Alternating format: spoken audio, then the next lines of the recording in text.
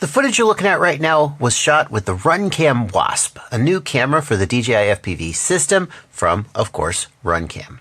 And here's why that camera is such a big freaking deal. Because until now, if you wanted a camera for your DJI FPV system, you could go to DJI. They make the original DJI camera, widely believed, including by me, to be one of the best. Or you could go to Caddx and get the Nebula Pro, or one of their other DJI-compatible cameras, also very, very good. But DJI has just released the O3 Air Unit and the goggles too, and that's led some people to wonder how much more life the previous generation has in it. And Caddx has released the Walk Snail system, which has led some people to wonder just how committed they're going to be to DJI when they've got their own in-house system that competes with it. So where do you go to get cameras for your DJI FPV system? Runcam?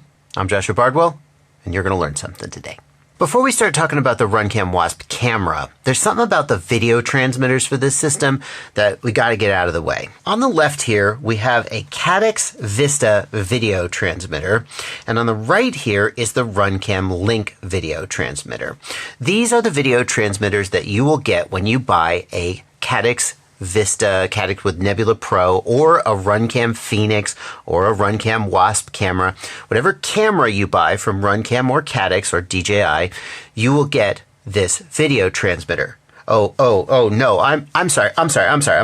It's the Vista is on the left and the Link is on the right. They're identical. That's my point. The video transmitters that come with all of these systems, they're identical. Caddx doesn't make the Caddx Vista. Runcam doesn't make the Runcam Link. They all come from DJI. DJI makes them. DJI sends them to Caddx and Runcam. They package them. They pair them with a camera of their own making. Caddx and Runcam do make the cameras, but they don't make the video transmitters. And so if you are stressing about the video transmitter not coming from Caddx, who you've known and loved for a long, long time, rest assured that Caddx never made it in the first place, so the fact that now you're getting it with a Runcam logo on the box instead of a Caddx logo isn't going to change a damn thing. And that will have some implications for my opinion of the Wasp camera as we go forward. Now, I told you earlier that the Runcam Wasp was a 120 FPS camera, and there's three basic reasons why you might care about that. Number one, higher frame rate is smoother, and some people just feel like they like the higher frame rate. But 60 FPS is still pretty smooth, and previous cameras from Runcam, like the Phoenix, have done 60 FPS. The second reason you might want 120 FPS is that it gives you the lowest latency possible with the DJI system. The latency for the 120 FPS cameras is about 25 milliseconds, and the latency for the 60 FPS cameras is closer to 30 or 35 milliseconds.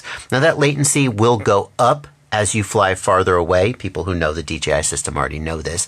But in general, a 120 FPS camera will give you about 5 to 10 milliseconds lower latency than a 60 FPS camera. So why aren't they all 120 FPS cameras? That's a good question. The 120 FPS cameras have a special chip in them. I don't know what the chip does, image processing, or maybe it's the sensor. Basically, you just can't build as many 120 FPS cameras as you'd like because it's hard to get the kind of circuitry and components that we need in 2022. So a lot of the 60 FPS cameras that have been released have kind of been consolation prizes. You should pretty much always prefer a 120 FPS camera if you can possibly get it. Now, the third reason you want a 120 FPS camera is because on the DJI systems, they give you the ability to make adjustments to the image that the 60 FPS cameras don't. They give you the ability to adjust the exposure, the saturation, and change the camera from 4:3 to 16:9, depending on which aspect ratio you prefer. And the Runcam Wasp is unique in that it is the first 120 FPS DJI camera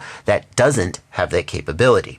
So whatever Runcam have done, they apparently weren't able to get the special chip that lets you do how hard is it to change the exposure or the saturation? Apparently very hard. It requires a special chip. And Runcam didn't get that chip. They were still able to make a 120 FPS camera that's going to have the same low latency, but it will not have the ability to switch from 4:3 to 16:9. It is 4:3 only. It will not have the ability to change the exposure, the saturation, or the other image settings. And the other thing that they can do that I rely on more than I'd like to admit is the ability to flip the image. If you put the camera in upside down by accident, you can just flip the image in software. The Wasp can't do that. The next thing you need to know is that in order to use the Wasp camera, you are going to need to update the firmware on your video transmitter. Just your video transmitter, not your goggles. And the firmware that supports the Wasp ends in 0608. For those of you who might be a little concerned about rooting your video transmitter, rest assured that you are able to root with 0608. You will not affect your ability to root or use the 1200 milliwatt hack or in any other way change the functionality of the video transmitter, but you do need to update the video transmitter to 0608 in order to use the Wasp camera. If you don't do that, the camera will still kind of work, but the bottom half of the screen will be green, and nobody wants that. There's a problem that some people are running into when they go to flash their air unit or to firmware 608, and that is they get this error message, cannot load firmware list 410, please retry. The reason for that is that you've rooted your air unit so that you could use WTFOS with it, and sometimes that gets in the way of the ability to update the firmware. Here's the fix. Go to the WTFOS tab and hit remove, and remove WTFOS. This will remove WTFOS from the air unit. Don't worry, we'll put it back in just a second. After the device reboots, it will reconnect, and then we will go to the CLI tab, and we will type the command WTFOS-remove-ADB. Are you sure? Yes, no? Yes, I am sure. And now we've basically undone what we did to our air unit. At that point, we can connect to it. That point, we might need to power cycle it, perhaps. You should be able to connect to it and everything will work as normal. See, I've got firmware 608 and 606. I can do whatever I need to do to update the firmware. Once that's done, I can go back to the FPV-WTF website. I can reroute. So I basically need to redo the routing and reinstall WTFOS, and then I'll be good to go. Now it's time for a little side-by-side comparison between these cameras. And should we go through the pretense of you not knowing which one you're looking at? Okay, let's try it for the sake of science. This is camera number 1. We're going to spend a little bit of time staring at these leaves on the tree. Also look at the shadows down below the trees and see how much detail you're getting in those shadows. That relates to the dynamic range of the camera. Take a look at the clouds. Do the clouds have details in the highlights, or are they getting blown out by the sun? Focus on the shadows underneath the bushes. Focus on the details in the wooden slats of my house. I love this scene here because as we come around to the sun, we'll see the exposure change just a little bit, and we'll see how much shadow detail we get. A big concern of mine is the dynamic range of the camera. We can also see if we're getting a little bit of lens flare. Maybe just a little bit of lens flare, but it certainly could be worse. This is camera number 1. Now you've formed your opinion. Let's move on to camera number 2. And here is camera number 2, and as close to the same lighting conditions as I could get, although obviously the sun and the clouds are always moving. We're going to come around here and we will take a look at the leaves, the resolution, the detail that you're seeing in the branches and the trees.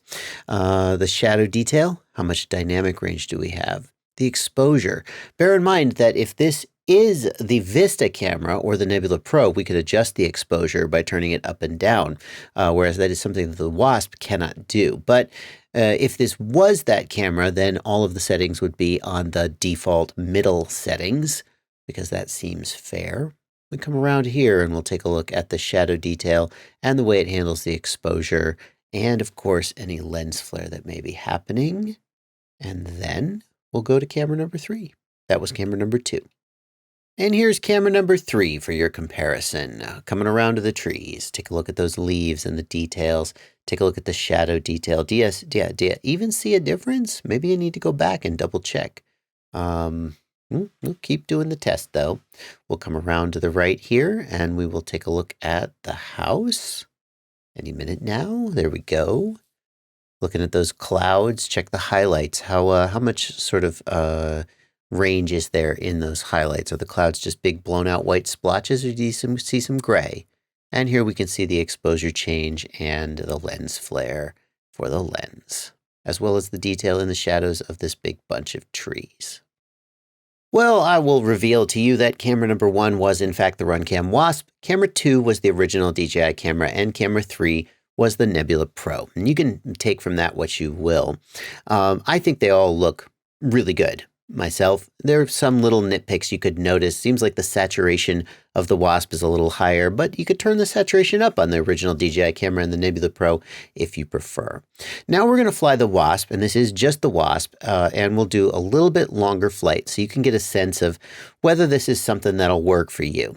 Flying up close to the trees here is intended to bring out some of the detail. We are moving slowly, and moving slowly definitely means that the DJI image encoding algorithm can make the most of its bit rate. But since we're focusing on the camera here, that's really what we want to see. What is the camera capable of? The image encoding will work the same regardless of what camera you're using. We've got sun in view here. With an opportunity for some lens flare, as well as a lot of shadows, looking for shadow details. As we come around here, we can see into these shadows, and we can see how the exposure algorithm changes as we get the sun in view, and it has to compensate for that. In this section of the flight, I'm just going to do some flat yaw spins, and you want you to look at the edge of the screen and get a sense of how the fisheye works. All of these lenses will have some amount of fisheye, but this will give you a sense of just how extreme it is as things move off the edge of the screen. Next, we're going to come around here, and we're going to fly into this little area behind my barn. And that is going to give us a sense of how the exposure changes as we go from light to dark and the dynamic range. And we're going to come around and we're going to do it again. Here we're in the bright sun. And then as we go, how much can you see in here? And then it opens up. The exposure algorithm opens up as I go behind the barn. But how much can you see in this dark area before you get in there? I think that's one of the key things for a pilot is to be able to see where you're going. And a camera with a bad exposure algorithm will not do a great job at giving you that information. Yeah, we'll come out here then, and we'll move on to the next test. What if you want to fly your camera in the dark? What about low light performance? There's no question that the Caddx Polar is the king of low light DJI cameras. That's the camera that you're looking at now. The Caddx Polar has a larger sensor than any of these other cameras. As a result, it can capture more light and you can just get more detail when you're flying in the dark. So if you are mostly concerned about low light flight, then the Caddx Polar is the one to get. Now we're looking at the original DJI camera, and here on the porch where I've got a lot of lights, it's not too bad. It seems like it would be fairly usable. The image is a little bit noisy. You can tell that the camera is turning up the gain on the sensor, and you can see that kind of dark specklediness if you don't know what image noise is in a camera. That's what we're seeing there. But if we step off the porch into the actual darkness, things aren't quite as good. As soon as we go out into the dark, we can basically see nothing. Certainly nothing that we could fly off of. It's no good. You could fly under streetlights maybe, but certainly not under starlight. So the original DJI camera, not that great for low light flying, but it wasn't advertised as that. So how does the Wasp hold up? The first thing I want you to notice about the Wasp, and I'm starting this recording early so you can see it, is that it has this thing that it has this thing that it does. It does it in low light where it seems like it's kind of trying to adjust what is that? I don't know what that is. I've seen it do it when it first powers up normally too. And this is not just a low light thing, but it seems to happen more when the lighting condition is changing and it's pretty distracting. I never had it happen while I was flying, but I kind of was always worried that it would. And I wish I had a better explanation for what it's doing there. The color temperature is different than the DJI camera, and the image seems a little more washed out. And the sensor, I mean, maybe it's like marginally more sensitive than the original DJI camera, but not that good. It's not that good for nighttime. No, you want the Polar. You just want the Polar if you're concerned about nighttime. Should you buy the Runcam Wasp? I think for a lot of people, the answer to that question is going to be yes. The Runcam Wasp has pretty good image quality. I think that the image quality of the original DJI camera or the Nebula Pro is a little better, but if I had to use the Runcam Wasp forevermore, I don't think I would be too worried about it. I don't think I would really lament every day what I was missing. The Runcam Wasp is about $145. That's for the video transmitter and the camera together. Compare that to the Nebula Pro from Caddx, which is closer to $165. So you're saving about $20, $25 by going with the Wasp. And what you're giving up is the ability to adjust the camera. You still get the 120 FPS low latency, but you do not get the option to switch to 16:9 widescreen. You do not get to adjust the white balance, the exposure, the saturation, and you don't get to flip the image over upside down if you accidentally install your camera upside down. But for some people, $20 is going to be a fine savings, and they're going to be more than happy with the image quality. And how often do you really do those things anyway? Well, personally, I would probably pay the extra $20 to get the original camera as long as I can, because Caddx is no longer partnered with DJI, which means that the Caddx video transmitters will eventually dry up and you'll have to go to Runcam to get the video transmitter. Caddx has said that they will keep making cameras as long as they can, but eventually those will dry up too, and then Runcam is going to be where you go. And if I were Runcam, I wouldn't be in too much of a hurry to sell the video transmitters without a camera for people who are like, just sell me a video transmitter, but I'm going to go buy this Caddx camera, which I think is better. If you're interested in picking it up, there's links down in the video description. They are affiliate links, and that means when you make any purchase at the affiliated vendor, after you click that link, I get a little commission.